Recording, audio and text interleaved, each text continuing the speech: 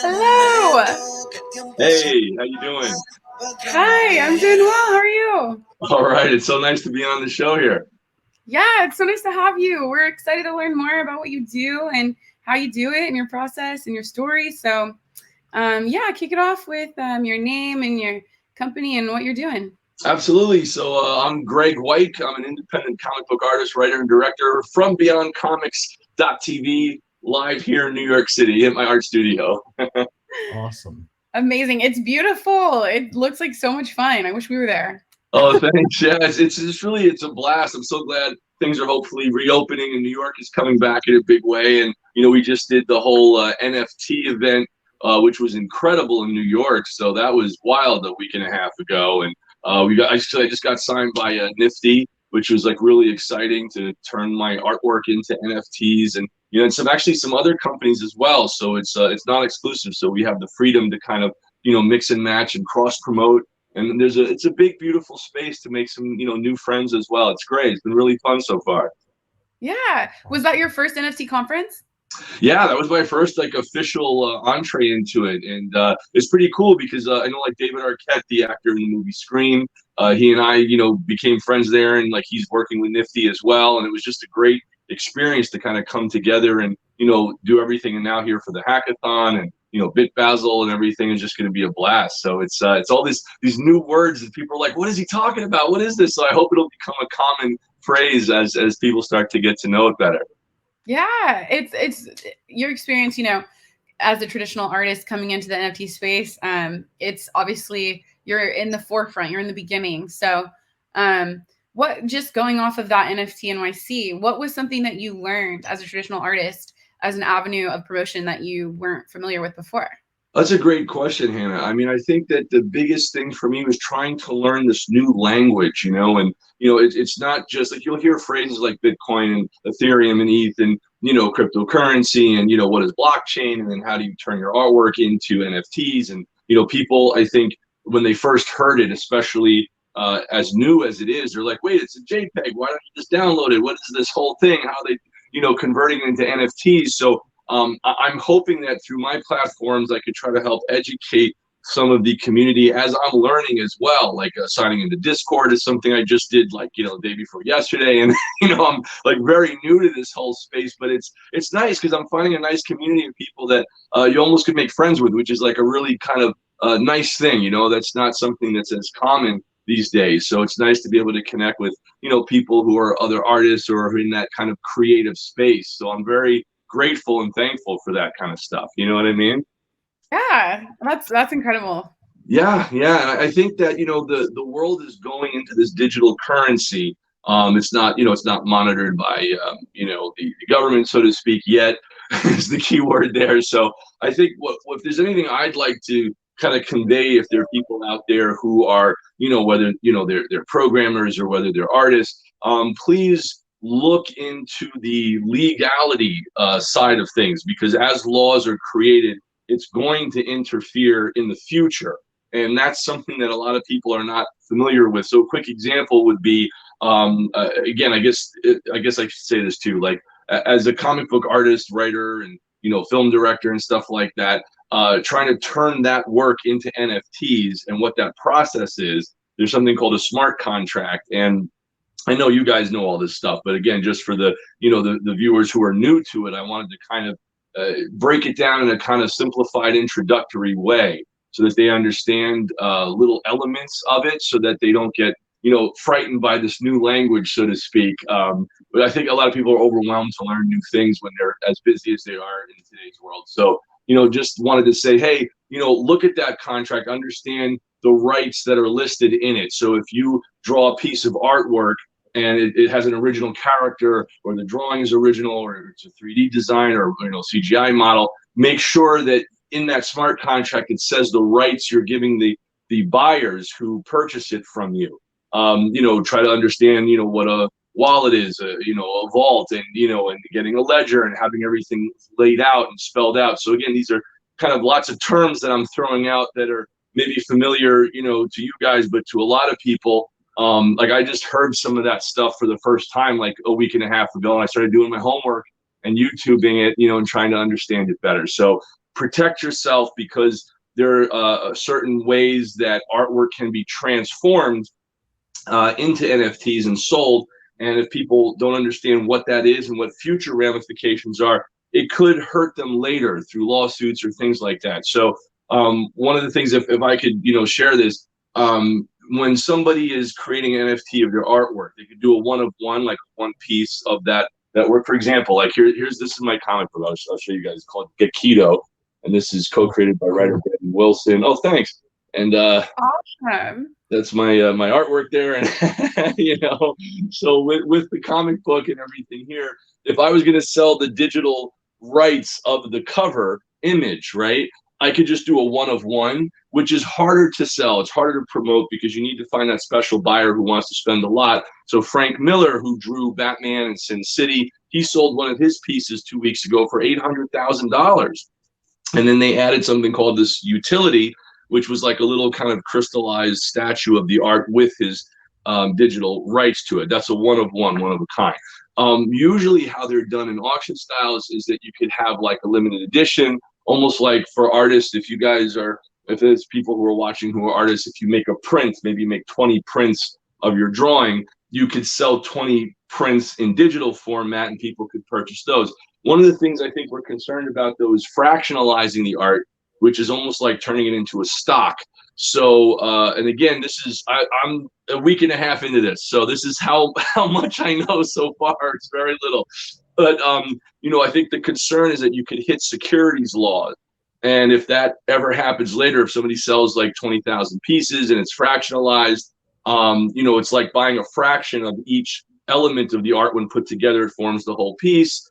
And that's dangerous because if they pass laws in the future, 5 years from now, 10 years from now, they could come back and say, hey, you owe us certain money because you sold it as a stock, fractionalizing it. So again, securities law could potentially interfere. So it's better to do kind of variance if you're going to do that, which is something I'm working on right now with a couple of different NFT companies, Nifty being one of them. And there's two other people that I'm talking to, Chris and Grant. We're going to try to do some stuff together as well. So there's a lot, you know, going on. But if we do variants, and again, if there's artists watching, write this stuff down, play the video over again, pause it. But variants would be like taking one piece of your art and making slight modifications to, you know, each one. And let's say, you know, he has a hat or sunglasses or a mustache or different colors, you know, on the sunglasses or different color shirts. Each of those are considered slightly different, but there's a master drawing that's pretty much your base. So that might, you know, help people as well. Yeah. Very cool. Very, very interesting. You know, so when you talk about variants and variations, are you referring to like the generative art projects, or yeah, what are you referring to there? So for example, like one of the things we're discussing, which might be a little bit easier for new artists who are entering the space. So even though, like, you know, I'm an independent artist in the comic book industry and I create these guys, codenamed Justice and RAVEDACTYL and Gekido you just saw in the comic. You know, if somebody is coming into the NFT space, we're new. We're like a brand new artist in that space. People don't know us necessarily unless they're in the, you know, the kind of independent comics we do or things along those lines. So the thought process is that, well, instead of trying to charge like a fortune for one piece, which is hard to find a buyer because they won't know who I am or what I've done or my work, they have to kind of research it. So it's a little bit more convenient if you take a piece and maybe you sell like 10,000, you know, variants of that piece. Then you could charge a much lower price, you know, maybe a few $100 or $1,000. And then that gives a lot of people a chance to come in and own that piece of work. But you do need to build up the community of followers and fans and have some kind of a marketing team to help announce, hey guys, this is new artwork. If you like it, come check it out. And then you'll have two kinds of buyers. One who is an artist who just, you know, or art lovers and they just like the art, hopefully, you know, or you'll have someone who's like looking at it as a financial investment. They're like, okay, I think this is going to be something we can resell later and then give residuals, maybe, you know, like 10% to the artist later as they keep trading it,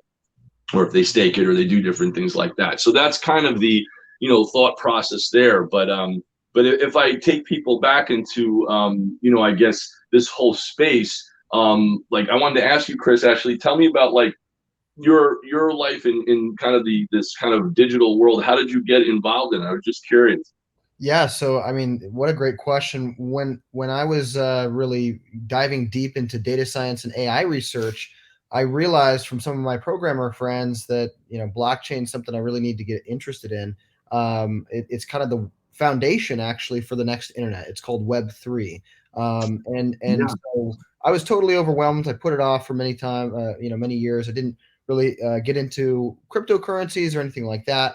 And my goal was to, once I decided that I was learning more about blockchain, Web3, the whole deal, I was just going to dive in. So I actually flew to Miami and just Wow. started meeting a bunch of different people because I heard Miami was really the capital of the world for crypto. And I found out that's not only true, but all of the tech firms and venture capital firms that are wherever a little bit dicey in San Francisco, LA, New York, all over the world, they're all flooding and coming to Miami. So it was an awesome opportunity. I got to meet Basel actually, and that's really where my education started. Nice. And I would say, the biggest barrier for me, at least, and I think for a lot of people, is that vocabulary, is that understanding, and it's so important whenever you visit a foreign country to know that language, right? To make sure Yeah. that you're not screwed over, right? Or that you get to the place that you want to get to, right? And so that's why it's important again to learn the vocabulary of what's going on with these smart contracts, so you're not screwed over, and that you get to where you want to get to. And I couldn't agree more. I think that's probably one of the most important things to look out for artists, because this is an amazing movement, a decentralized financial movement to help empower artists. Incredible. And I couldn't be more excited to be a part of it.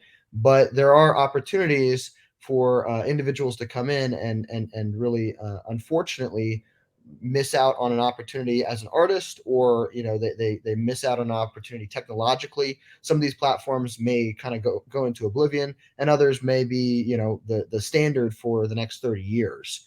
How would you describe Web3 to people who are hearing that for the first time? You're asking someone who's not an expert, so I'll give you my best explanation. Sure, Web, sure. Web 1.0, we'll start there, was really when the internet first was created. So 1994, I think it was, or something like that. That's when every computer was starting to get hooked up and wired together, right? So it was really basic stuff. And many of us have never really actually experienced Web 1.0.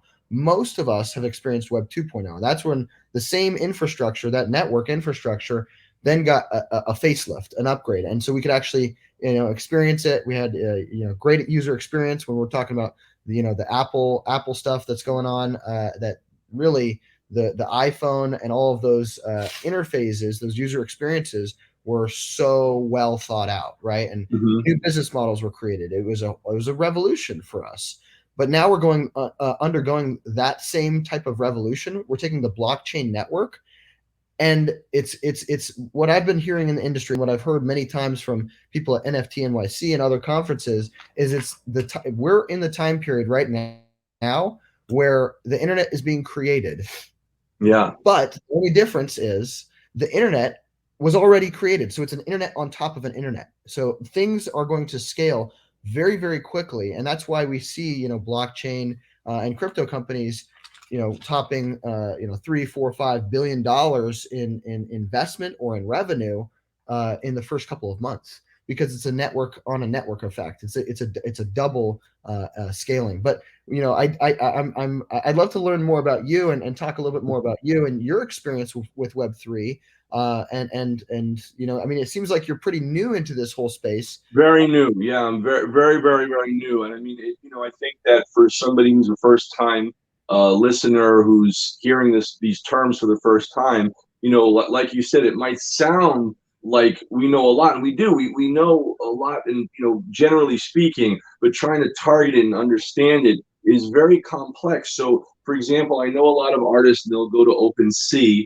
Again, for people who have never heard of that before, it's like a website. You can put your art up there. You have to kind of look into gas fees, and people think cars immediately when you hear that term if you're not in the space. So again, for first time listeners like myself, a week and a half ago, 2 weeks ago, you know, understanding how to go green with it, how to protect the environment with it. There are like terrific platforms now that have, you know, solved that problem, which is incredible, and kind of making sure that your work is, you know, put up there, but also again understanding the legal side of it. For example, a lot of people don't know, I just learned this, that, you know, if you sell an NFT piece of work, apparently, you know, depending on where you live, the tax could be nearly 50%, you know, at times, or you know, 29 to 40 to 50%, that's going to be taken out of whatever you earn. So if somebody makes $100,000, you know, suddenly, you know, 40 to 50,000 is gone right to taxes. They have to understand how to get, you know, your accountant on that, or do your own accounting, or, you know, do you want to set up an LLC to have the, you know, funds operating specifically in a company, and that's a new company that you're running. So I think this has an opportunity to have artists suddenly become entrepreneurs, and that's very important. I know for me, getting actually, if you want to hear, like, I could tell you my start in comics and how I kind of got to yeah. I was gonna ask you, one, how you started, but also since this digital world has come about, right? You started with one vision for your career, but how did that really change when this new world came out? That's a great question, Hannah. That's yeah, thank you guys. Like that's an interesting kind of two-parter. So I guess part one is my start. I was very young. I was around 19 years old, and I met Todd McFarlane from Image Comics Spawn. He's now publisher of also The Walking Dead, and he's doing the new Spawn movie. And I was a huge fan of Todd McFarlane, who had drawn Spider-Man and Batman, and then he did Spawn. So I was incredibly honored when he officially hired me. It was him and Terry Fitzgerald at the time, to draw the double-page spread pinup poster in issue number 30 for Spawn. And that was the first time I was ever paid to actually draw professionally as a penciler and an inker in a comic book, and then Ollie Optics colored it. So that was mind-blowing, because at that time, you know, that was, you know, back in the 90s, and, you know, all this, you know, digital comics and coloring was very new. So, you know, to see your art in this beautiful three-dimensional kind of, you know, way, and that was the first time Photoshop was ever implemented to, you know, almost three-dimensionalize the colors of traditional 2D drawing. So that was an incredible experience, you know, for me as a teenager to, you know, break into comic books that way. And actually, Todd McFarlane from Image Comics, he and I shot a video talking about it at Toy Fair, which was really fun. So if, you know, if your viewers are interested, you can see that on my YouTube channel, which is, you know, youtube.com/BeyondComicsTV, all one word. And that's for, you guys can actually see the interview if you search it with Todd and I talking about that. And it was an incredible experience to finally, like, break into comic books. And then, you know, from there, I decided to kind of learn more about the industry, and I started seeing a lot of artists and the struggles that they go through, because there's incredible artists and writers and people whose work is not being seen.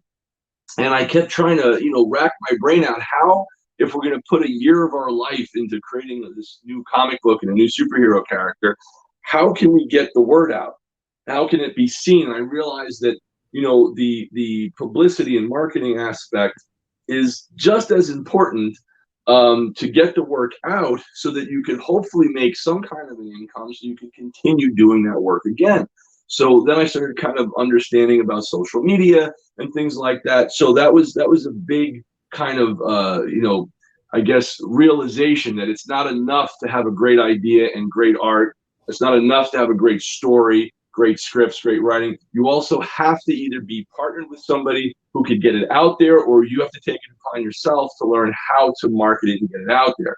So I started branching off into different areas. So I had directed an animation based on these two characters, Codename Justice and over here, and then RAVEDACTYL over here. And I'm so grateful that we actually won the HBO Urban Action Film Festival Award for that animation, which was incredible. It was the first time that I've ever heard that an independent new superhero won a film festival award for, you know, this blood and bone best action animation CGI short. It was like, it was mind blowing, you know. So that kind of introduced me into this new world. And then I started partnering up before that and after that with different celebrities that I was just, honestly, I had to break doors down and, you know, figure out how to meet some of these people. And once I did that, I was like, hey guys, I could, you know, draw you as a superhero in my comic books, I had cast you just the way Robert Downey Jr. is cast as Iron Man. Let me cast you as one characters, because the comic book is like an illustrated movie. So thank gosh, the first people to really be interested in that was Donald Faison from NBC Scrubs. He played Turk in that. He was also in Clueless, if you guys remember. So I got him as a character, and we started working on that. And then I met up with Ice-T's wife, Coco, from the TV show Ice Loves Coco. He's on Law and Order. And I cast her as a superheroine named Cleo in the Gekido comic book. Actually, wait, I'll show you. That's right over here. If you guys, I'll try to hold it up. If it comes out, let me know if it's visible Wow. here. Yeah. So you could see her picture on one side and my artwork on the other. And then I was able to meet Cary-HIROYUKI Tagawa, and he's the star of Mortal Kombat. He plays Shang Tsung in the original and the new one. And then also he's the star of The Man in the High Castle on Amazon Prime. And I drew him as Lord Shinryu in the comic. And then this is, a lot of you guys know him as Baba Booey, Gary Delabate from The Howard Stern Show. We gave him a little cameo as a ninja. And then we got Adrienne Curry, who's winner of America's Next Top Model, and the Stanley Superfan Show as our character, Tricity. And that's kind of how I drew them in the comic book as characters. So it was like kind of casting a movie, but in illustrated form. So when I did that, we started cross-promoting with the celebrities. Now people started to, hear about the work a little bit more. I'm getting kind of new audiences and different things like that. And then they came down to my art studio here and showed me turning Coco into a superhero on the show Ice Loves Coco on entertainment television, which was a blast to be on the entertainment. That was a great fun time. And then also AMC's Comic Book Men with Kevin Smith. So they showed my characters here on their shows, and that was like kind of helping cross promote, like, hey guys, we're here too, because Marvel and DC Comics is so large, there's almost no space for independent guys like me or other independent artists or writers to get a voice. So I was hoping that maybe I could break those doors down, and maybe people will start paying more attention to some of the independent creators as well. So that's kind of how I shifted into that, realm. And then, kind of recently learning about the whole digital space and what's going on there, and understanding the importance and seeing what's happening, and kind of having to project into the future. So like with Facebook, changing the name to the metaverse and all this stuff. And, that's going to, revolutionize things. I think it'll be in a good way and a bad way, and that's kind of what people are going to learn about over time. But there's going to be this whole virtual digital world that we're all going to be connected to. The majority of people in the next 10 years are going to be living in this digital world, especially, now that your body can be scanned and laser tracked and motion tracked into this whole world. People are going to plug in like an adventure, like we did back in the day when I was a kid with video games, So I think it's going to be like a big transformation. So opening up that space, and, even in metaverse, if you guys do some research on it, if you haven't heard of it before, that's the viewers who are hearing this for the first time. You'll see that real estate is being sold in the metaverse, and people are purchasing actual land in there. So people can have art galleries, art showings. So the quicker and sooner I get my work into the digital space, the better chance I think we have to be a part of it and not get left behind. And that's what I'm concerned about, really, for a lot of the traditional artists and writers and people, who are in the space that are unaware of this. I'm hoping that we could kind of, get them involved, or maybe I could help them or something as I learn, to try to, spread some of the, what I hope will be success for them. Because I don't want to leave some of these masters of art and writing behind. They're great, and their work should be, acknowledged and looked at. Yeah, absolutely. I think it's really interesting when you talk about the aspects of artists kind of being left behind there. My intuition is that with artists, they've been kind of struggling for many years, right? It's a quip, right? The struggling artist. But this is really an opportunity for artists to kind of, as you said, become an entrepreneur. I mean, they were already entrepreneurs to some degree, but this is really where they take all the contracts, all the business, the LLC, you name it, and put it into their own house, which can be cumbersome, right? And overwhelming for a lot of people. So I know there are a number of different firms and companies that are, popping up here and there to help kind of streamline that process, so the artists can do their art, but they can be enabled with these tools to have that kind of independence that, you know, very few artists have the luxury of having. But, you know, kind of going back a little bit further, you mentioned that you got all this experience and knowledge in this field, and you got it through kind of reaching out right into the community and communicating. And that's how I found it, right? So I came to Basel, and I learned a whole lot more about, you know, blockchain and Web3 and all of these new platforms and infrastructures that are being built. You know, do you highly recommend videos or blogs, or just going in person, connecting to an online community? Like, what are some recommendations you have for artists or programmers, whoever's kind of interested to learn more about this stuff? Because when you know, putting myself in their shoes, it's very, very hard and overwhelming to kind of look at this entire new suite of tools and Yeah. and tool sets and say, oh yeah, that's easy. Let's go jump into this one, right? And I know lots of people like to experiment with new tools, but what are some recommendations you have for getting deeper into this and learning this best? That's a great question, Chris. It's a really, really good question. I think one of the main things is you kind of have to know who you are and what you want to do in it. So, for example, if someone's like an introvert and they're very quiet, going to a networking event where they're not talking to anybody is not going to work for them.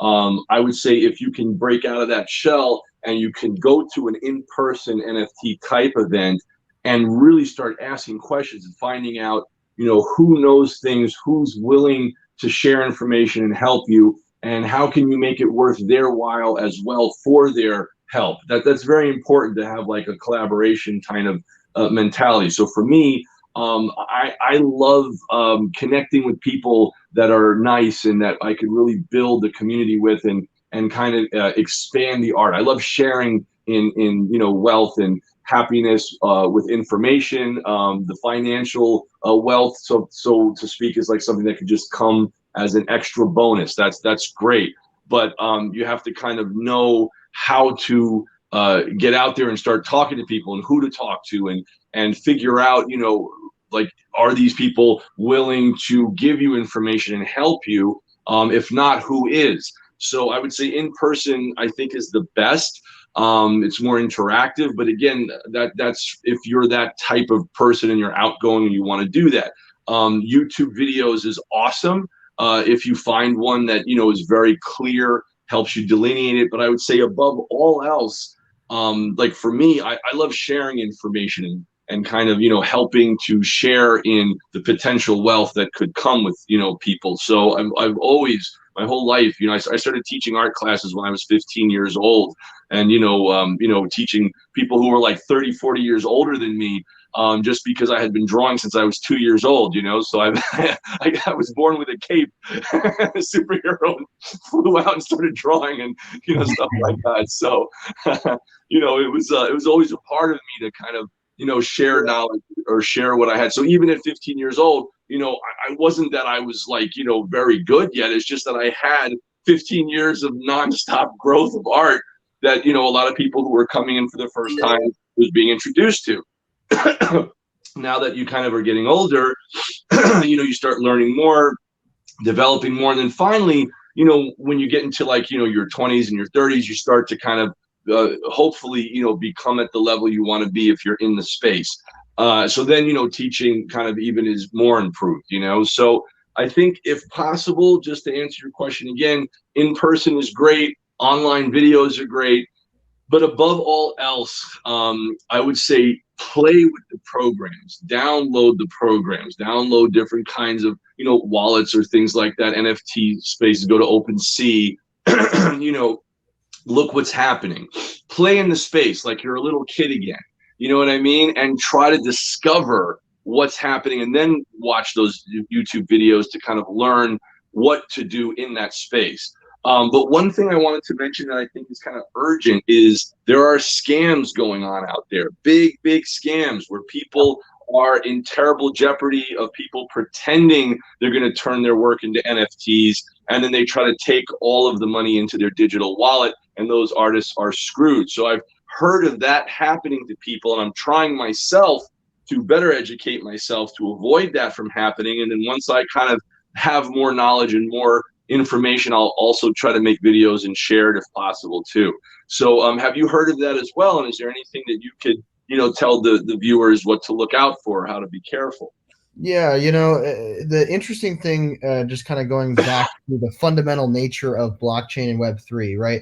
The whole benefit of the blockchain is it's a double ledger system. So it's not just one accounting book, but it's two, and it's distributed, right? And so what that means is there's water down effects for artists, and for buyers and sellers and programmers, where once you make that transaction, there is no reverting that transaction, right? And so that's great in some scammers' eyes, because, well, there's no retribution. There's no recovery from that. So when it comes down to scammers and scam artists, they're going to promise you the world and deliver nothing. They're going to these are all red flags when people give you things for free, promise you the world. It's the same as it's always been. It's the same tactics scams have always been. So when your alarm bells in your head are saying, "Hey, is this a scam?" Follow that. Ask, right? Because if it's not a scam, it'll be very clear very quickly. The other thing too is this space is growing so rapidly, and it's got such a massive infusion of cash that the legitimate businesses are all over, but they're interspersed, like you said, with these scam artists. So, kind of talking to one or two or three community leaders in the blockchain space. Basel can be one of them if our viewers like that, or you can go to CoinDesk, you can go to a lot of these different companies that you might put trust in and faith in, and a lot of these companies are putting on new NFT galleries. CoinDesk has an NFT, a whole space on it, and I think it's an opportunity where if you think this is going to solve all your financial problems and it's just a magic silver bullet, then you're probably going to be easily scammed, because it's magical, it's mysterious. But the quicker that you disabuse yourself of that notion, and you say, okay, well, no, this is a great opportunity. It's a tool. It can be used against me and it can be used for me. You learn as much vocabulary as you can, so you know what it makes sense and what doesn't make sense. You can easily kind of wade through all of that. And we've actually curated our Discord to be a high security Discord that minimizes any type of scams and shills. And there are some really great communities out there, like Gary V and his V friends. Oh, sure. Know about their success. Their Discord community is awesome, and they have a very similar set of principles as BitBasel. So actually, it's funny you say like Gary. I met Gary V at the conference a week and a half ago, and we shot a little video together. So that's on the YouTube channel also. Awesome. And so that was youtube.com /Beyond Comics TV. Yep, that's right. And then also just I have everything on my website. So if people just want to go to type in their browser beyondcomics.tv, they could go right to my website and they can see my comic books there, and they can click on the upper corner, and then on the upper corner they'll see all the little they could follow on Instagram. Actually, I should say we're running it's something like a contest where the viewers of today's show could have a chance to win being drawn as a character in our upcoming comic book, or have their name appear in it. So if they go to beyondcomics.tv and they follow us on social media, on Instagram or Twitter or Facebook, and YouTube, they'll automatically be entered for free if they just follow those 4 social medias. And that's it's at Graig Weich, which is my name, GraigWeich, on Instagram as well as Facebook. Twitter is at Beyond Comics. So that's kind of what we have there. Go ahead, Natus. Yeah. So just kind of talking about that contest a little bit, I think it's an amazing opportunity for people to really dive into that art sphere and really have zero barriers, where you're going to make them an action figure, or not an action figure, but into a comic. And I think that's so cool. And looking at some of your work that you just showed us, it's uncanny. I've never seen anything like this where you Oh, take thank you. and you make them into a comic book superhero, right, or something like that. Yeah, in the So comic cool. book, there's I'll just try to like show a couple of pages. We try to hold it up to the camera here so you guys can kind of see Wow. what it looks like here, some of the work. And this actually, the comic book, we got signed recently by Amazon's Comixology. So the comic book can be downloaded there if you guys go to comixology.com, which is comics with an X, as well as isneo, IZNEO.com. And that has the full 53-page version of the comic with the behind the scenes look and things like that as well. You guys can download that and see a free preview. And we just got signed also by Global Comics, again with an X, comics with an X. So that's going to be launching in the next few days as well. And you guys could see some of my artwork there. And it's all like kind of just traditional drawing and then digitally colored. So that's kind of how it works. And then if you kind of see like maybe somebody could be drawn in the background, I don't know who that is, but just drawing in the background there of the comic book, be a part of the whole little comic book universe, I love it. I love it. I want to win. That'd be great. Yeah. There you go. See, and that's the social media over there. I don't know if the reflection is coming out there, but got it. And so just to double check, it's Comixology, COMIXOLOGY.com. Yes. And then if you type in Gekido, which is the name of our comic book, it'll pop up right there, Gekido, which means wrath in Japanese, Gekido. And that's co-created by writer Brandon Wilson, the artist Graig Weich.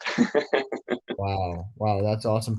Before we wrap up here, I really wanted to talk about your awesome background. It's got to be one of the coolest Zoom or stream backgrounds I've ever seen. You got is that 2 life-size action?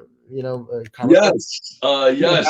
This is. I used to make costumes back in the day, so I got some of my team and I to help sculpt and make these fully functional costumes, and they're here in my studio, and that's codename Justice, and this is RAVEDACTYL over here, and that's based on the upcoming comic books and movie scripts. By the way, we just finished the feature film scripts for that, and if you want to see, like here, I'll show you a preview of what the comic book covers look like for these coming out soon. You're very talented, my friend. Thank you so much. So it's been a blast. I'm trying to create new superpowers with new storylines, new costumes, and kind of do something that I haven't seen before. Instead of just another character who's strong or another character who could run fast, let's try to create brand new powers, brand new stories, new ideas that kind of have that traditional comic book feel that we all grew up with and fell in love with. And my goal is to try to not only entertain kids, but bring out the kid within us adults again as well and enjoy it. That's awesome. I love it. That's awesome. Can you actually show us do you have any NFTs that you could show us? I'm making them right now. So I'm going to launch my very first NFTs very soon. So again, if people go to the website beyondcomics.tv and they sign up for the social media, which is free, just click follow on Instagram. That's really where I post the most, and Twitter, and and Facebook. Again, just with my name at Graig Weich. Then they'll see when we make the big announcement that the NFTs drop. So, but it'll be based on these guys, these characters, and we have some very interesting styles that we're working with. We built them in 3D CGI, and we also did traditional 2D drawings that I did, and it's a whole different eclectic array of ways to kind of check it out. That's amazing. Thanks. Are you going to be a part of Miami Art Week here? Possibly. It's very last minute right now, but it's been approached by about 4 different people who wanted to do something. I'm not sure that I could get out there because it's so close. We got Thanksgiving coming up, and then bang, Art Basel's back underway again. So I'm not sure if I could swing it this time coming, but we'll see. Maybe we'll have some kind of a presence or something. If not, maybe next year. But it would be great. I mean, I know it's an amazing event. I've never been, but I've seen the videos, and a lot of my friends have gone. They said it's incredible. Yeah, it's big, and the blockchain community. It's basically a crypto art week this year, and nice. and we have the we have the luxury of being connected to the heart of it. We have some big VIP guests joining our parties. Bit Basel basically got its start last year during Art Basel, and everything really this year is going to be one of a kind, and all eyes on Miami. So I definitely recommend being a part of it. Yeah, it's such a fortuitous kind of experience that this all happened and everything, and just kind of sometimes I don't know, fate definitely kind of brings people together and to kind of just do some great things, and I hope that I could be a little small part of it. No, you're definitely a big part of it already, and if you keep staying in it, you're going to be a juggernaut very soon. So I hope so. Thank you, my friend. I really appreciate it. That'd be great. That'd be a nice thing. Especially, honestly, like one of the things that has always been a passion of mine is donating my artwork to help raise money for charities for sick children and animals in need. So I feel that like if I could use the platform to get the work out there and the creativity out into the world, then kind of let's turn that around and try to give back by helping those who are in need. Again, like my one of my favorite charities is nokidhungry.org, and I donated a signed comic book and drew a sketch on it, and it ended up selling in the auction, and it fed like 2,500 children, they told me, which is tremendous. That's amazing. Yeah, I was really grateful for that, and that was just, oh my God, Miss Dickinson was involved in that charity, and it was really, really great. And then also, Howard Stern and Beth and Coco and Ice-T are involved in the Rescue Bulldogs Foundation, so I did some stuff with them in the past, and it was great. So it's just a wonderful experience to say, hey, you know what? These fictional superheroes somehow are helping people in the real world. That's the best feeling, that just makes it actually real, Well, and on that note, we actually have for our crypto art hackathon, we're showcasing in partnership with Bridging the Gap Ventures and a few other. We're partnering with Inspiration 4's team to showcase their pieces that all the proceeds will be going to St. Jude's. Oh, that's great. That's a great foundation. It's wonderful. I've donated to them before. They're incredible. Yeah, so that's a big part of what we're doing here for Art Week as well. We have impact tracks where we're trying to really give back to the whole world. That's awesome. And listen, guys, if there's any, like the comic books, if there's anything I could sign or sketch and give to you guys to kind of, auction off or whatever, let me know. I'm happy to do that. That'd be great. Yeah, we're absolutely going to talk after this call. That's great. For sure. Any way I can help, that'd be awesome. Beautiful. Well, thank you so much for joining us and for sharing and just for your time. I know you're a busy guy, so thank you so much. Thank you so much. I appreciate it. It was my pleasure, and thank you guys. And hey, you guys are doing it, man. We're the future, I hope, Yes. We are the future.